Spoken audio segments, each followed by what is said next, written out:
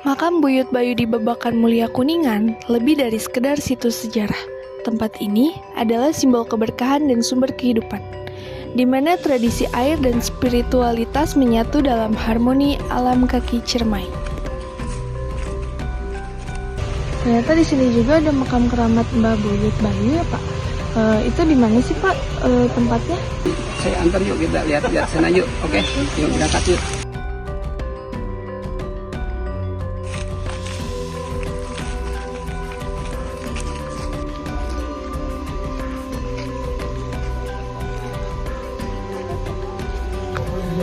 Ada ketenangan yang meresap saat langkah kaki memasuki pelantaran sunyi ini, tempat bersemayamnya sang penutup zaman. Lirih doa kami panjatkan ke hadirat yang maha kuasa. Semoga jasa, kesalehan, dan keteladanan Buyut Bayu selalu menjadi lentera yang menerangi langkah generasi penerus. Ini kan makam siapa ya? Kenapa kelihatan sedikit berantakan ya?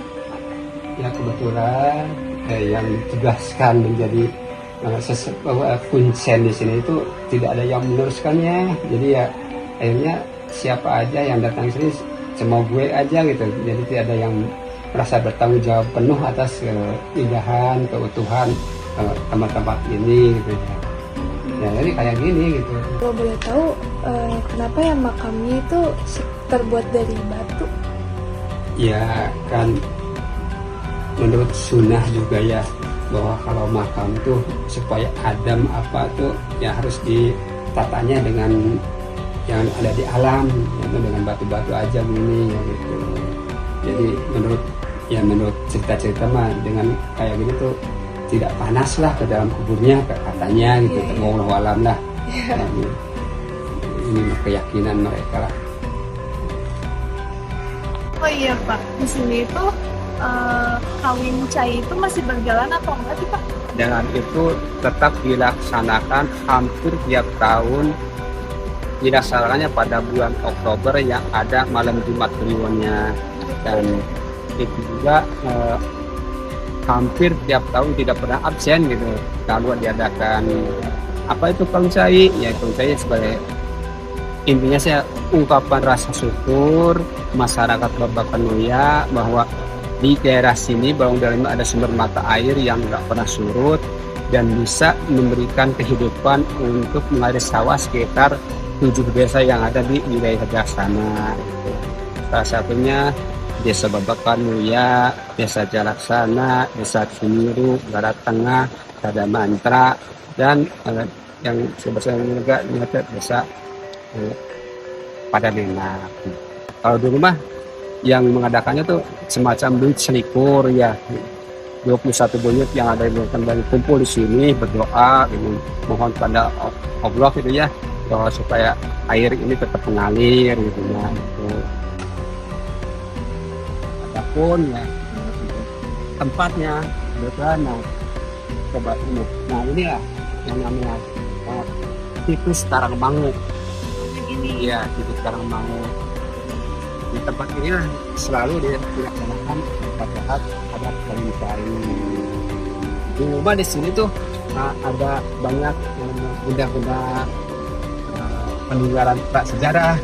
Seperti dulu ada jublagnya. Tahu jublag? Nggak tahu. Paranti butuhan pare. Oh iya. Nah, itu jublagnya. Nah, tapi itu juga sekarang dan simpan di Cipari sana. Di sini juga masih ada situsnya satunya, batu kawin tuh di situ. Coba. Nah, batu kawin tuh. Nah, Pengertian batu kawin itu apa Pak? nah pengertiannya sih sebenarnya bukan pengertian, jadi dimitoskan ya. Di tempat ini tuh, ya itu di situ tuh dulu tempat ini dimitoskan. Bila ada perempuan yang tidak laku-laku mendapat suami, maka diharuskan mereka bertirakat di batu kawin ini. Nah, tirakat, semacam itu. Kalau bahasa kita nanti ngadoa lah, Iya. makanya sampai. Kalau saya pernah kedatangan dari Kuncen Batu Tulis Bogor, mereka menganggap bahwa Balong Dalam ini sebagai kerajaan yang paling tua di Jawa, di Pulau Jawa gini ya. Makanya negeri Atraina ini negeri paling tua gitu menurut mereka mah. Nah, mereka pernah datang ke sini ya ngomongnya kayak gitu, ya kuncian dari Batu Tulis itu. Nah, adapun dengan hubungannya dengan Kecerbonan, ya karena waktu zaman Islam masuk ke sini, Kesultanan Cirebon itu menguasai wilayah Jawa Barat, otomatis ya wewengkon-wewengkon yang dulunya di bawah Pajajaran itu masuk ke wilayah Kecerbonan gitu.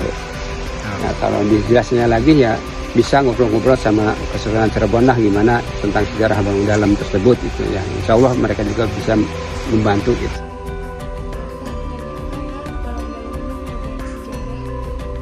Dan adapun untuk masalah air yang dipakai buat acara kawin cai, kita ngambilnya dari sini.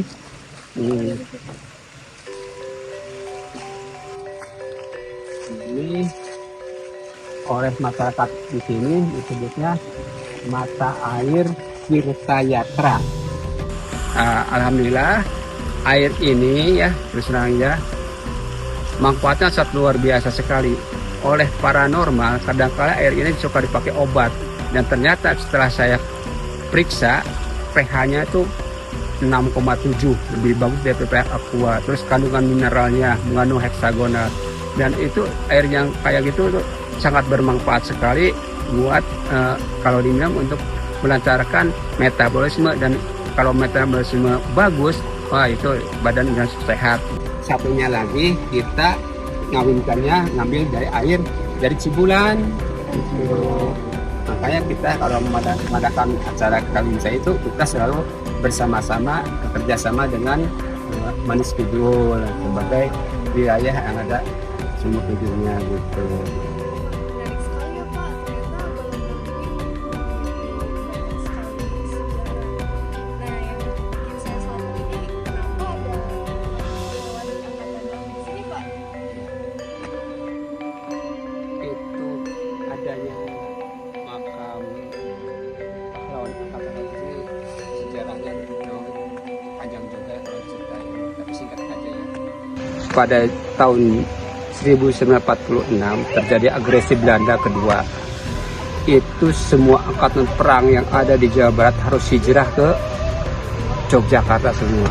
Nah, begitu juga pusat angkatan laut Indonesia waktu itu di Cirebon. Nah, maka otomatis angkatan laut juga harus hijrah ke Jogja sana. Nah, karena waktu hijrah itu di Jogja tuh kan padat semua, jadi istilahnya mah udahlah gerah lah, nggak enak gitu ya. Maka angkatan laut dari Cirebon tuh minggat ke balik lagi ke Jawa Barat. Nah, lewat Cilacap, lewat Kuningan sini. Nah, Belanda tahu bahwa di jarak sana ini ada angkatan perang, angkatan laut dari Cirebon. Maka Belanda menyeranglah ke sini, nah ke Jaksana sini. Nah, terjadilah pertempuran di wilayah Jaksana ini. Tapi memang awalnya sih tidak kumpul di sini, yang meninggalnya tuh ada yang di Erpah, ada yang di Sadamecat, ada yang di Tegal Jugul, ada yang di Manis. Nah, kebetulan yang menjadi komandan waktu itu di sini yaitu Mayor Idma, orang Jaksa sini. Nah, beliau tahu bahwa di desa Jaksa dulu kan desa Jaksana, ini belum desa Babakanunya ya. Desa Jaksana ada wilayah masih kepunyaan negara, yaitu wilayah Balong Dalam. Sekarang harapan Bapak ya sekarang itu supaya sejarah Balong Dalam tidak pudar itu bagaimana sih Pak, anggapan Bapak itu?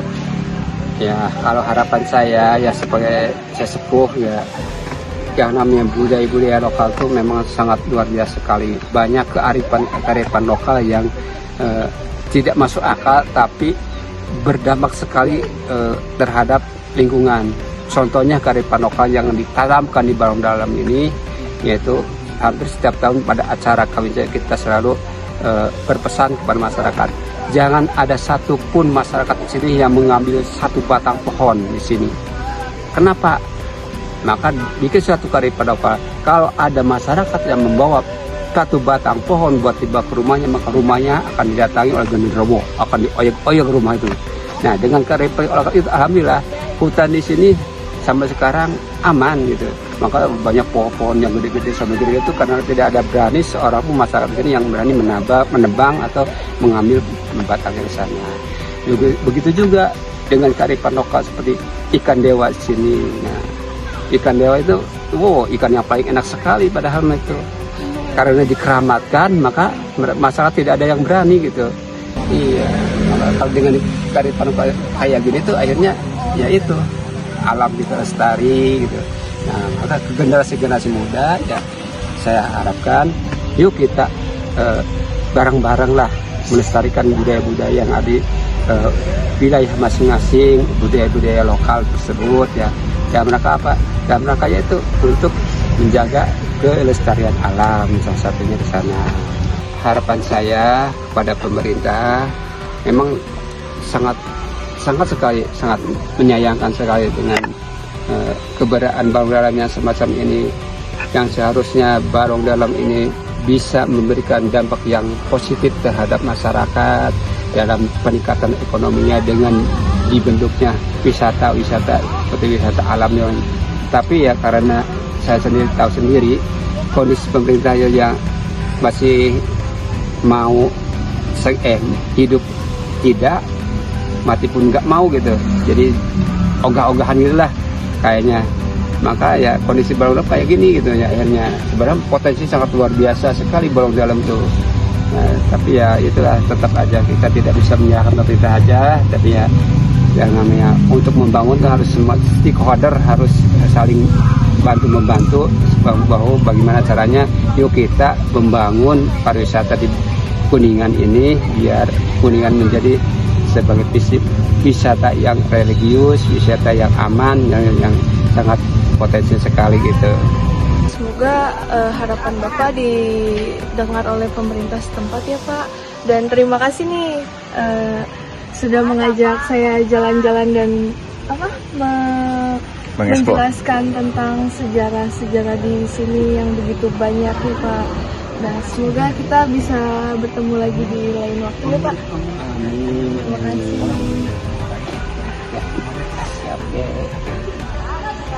Balong Dalam merupakan pariwisata yang banyak sekali sejarahnya.